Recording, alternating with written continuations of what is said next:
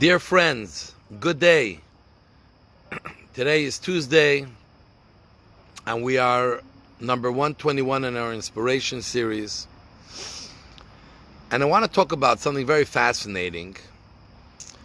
When the Jewish people were entering into the land of Israel after we left Egypt, and God had divided the land amongst the tribes, one of the tribes did not get a portion of the land. The tribe of Levi, the Levites, from who the Levites and the Kohen and the priests came from, did not get a piece of the land as an inheritance. Yes, they were given cities to live in, to build houses, even maybe have a little bit of livestock or plant a tree or two. But unlike the other tribes, 12 tribes, who received a piece of land where they were encouraged to plant and grow and make big fields and have an abundance, and it belonged to them, and they passed it on to their children. This did not apply to the tribe of Levi. Why? Because they were dedicated to represent the Jewish people in the temple.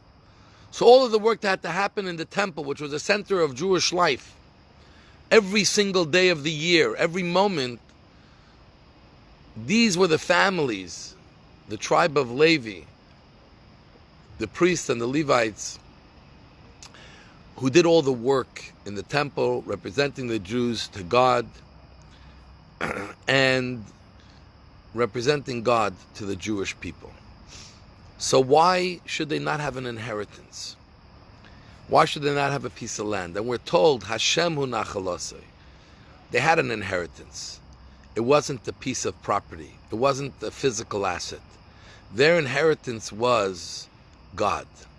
And they lived off the gifts that the Jewish people, who worked very hard, planting and sowing and reaping and farming, who had to give different types of tithing. There were 24 gifts in total, through which the Levites and the Kohanim survived and lived off of.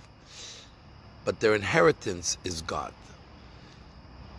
It's not connected to a piece of land, because at the end of the day, it would be a little demeaning that the people represent the Jewish people to God, the people represent God to the Jewish people, that they are tied down. Their inheritance, their longevity, their eternity is tied to a piece of land. It's tied to something much greater, something that's intangible, God.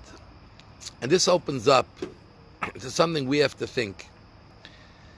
Do we define our mark in this world by how much assets we have amassed, how big of a piece of land, a house we have, other physical aspects?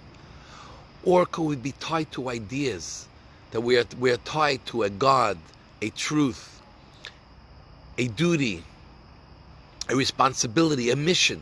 And that's what defines us as people. Do you need to be defined by externalities? Or could you define yourself by your internal self?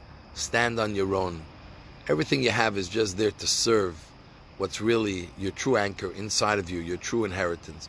Or the only way to truly feel connected and anchored is when you have something external and physical.